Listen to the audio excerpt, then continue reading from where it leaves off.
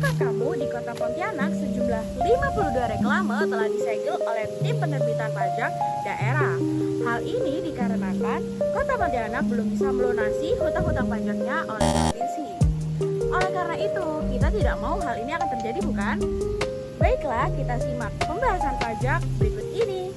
Pasal 23A Undang-Undang Dasar Negara Republik Indonesia tahun 1945 telah mengatur bahwa pajak pungutan lain yang bersifat memaksa untuk keperluan negara diatur. Dan juga pajak harus berdasarkan undang-undang. Jadi setiap pajak yang ada di Indonesia harus berdasarkan undang-undang yang merupakan kesepakatan antara pemerintah dan juga Dewan Perwakilan Rakyat. Pajak digunakan untuk keperluan negara bagi sebesar-besarnya kemakmuran rakyat. Jangan sampai jadinya kayak ibu-ibu Lampung yang habisin dana APD selama 14 tahun menjabat sebagai Dinas Kesehatan Kepala yang kerudungnya menjulang tinggi seperti harapan orang tua kayak gini ya.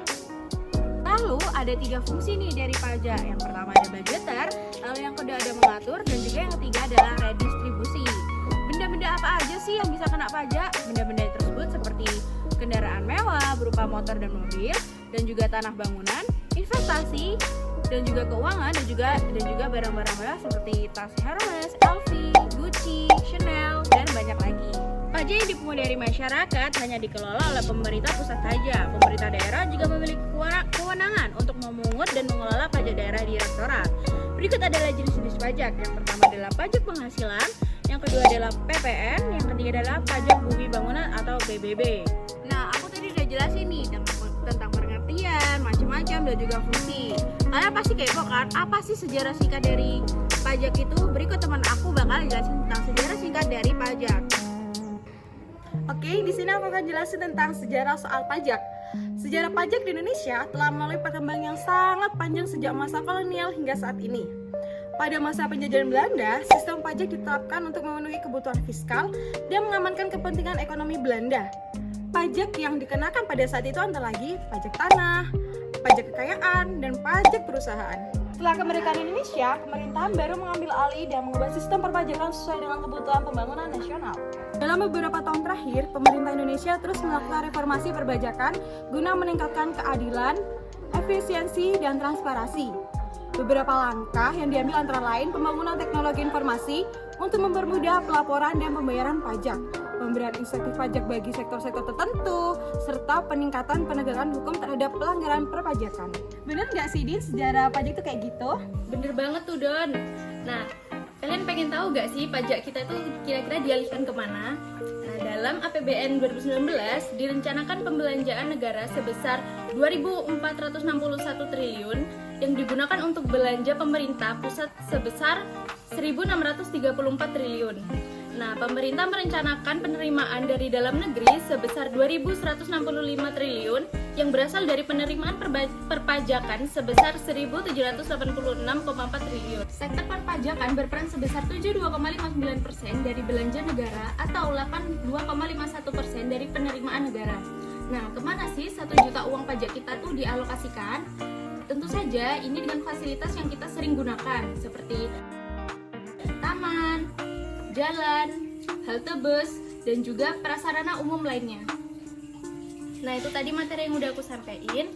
Sekarang kalian mau tahu nggak sih siapa aja yang berkewajiban untuk membayar pajak? Selanjutnya akan dijelaskan oleh teman saya. Nah, aku bakal ngejelasin nih siapa saja sih yang berkewajiban membayar pajak. Secara umum, siapa saja yang memiliki penghasilan, kekayaan, atau melakukan transaksi tertentu di Indonesia wajib membayar pajak.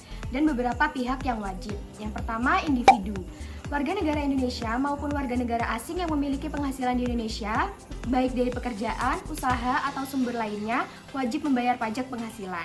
Mereka juga dapat dikenakan pajak atas kepemilikan properti atau kendaraan bermotor.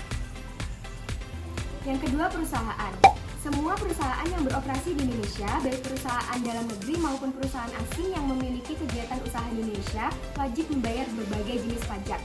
Ini termasuk pajak penghasilan perusahaan, pajak pertambahan nilai atau PPN, pajak penjualan atas barang mewah, serta pajak lainnya seperti pajak bumi dan bangunan.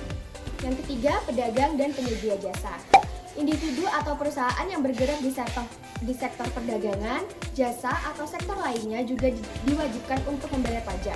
Misalnya pedagang e-commerce, penyedia jasa konsultasi, dokter, pengacara, dan lain sebagainya. Ada beberapa cara untuk membayar pajak online. Berikut pembahasannya.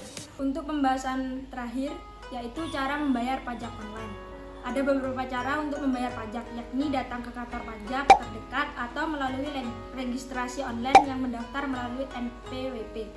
Pemerintah meluncurkan cara baru, yaitu melalui layanan aktivasi elektronik Filing Identification Number atau EVIN. Layanan ini diberikan kepada wajib pajak untuk melakukan EVIN agar wajib pajak dapat melakukan transaksi elektronik dengan Direktorat Jenderal Pajak.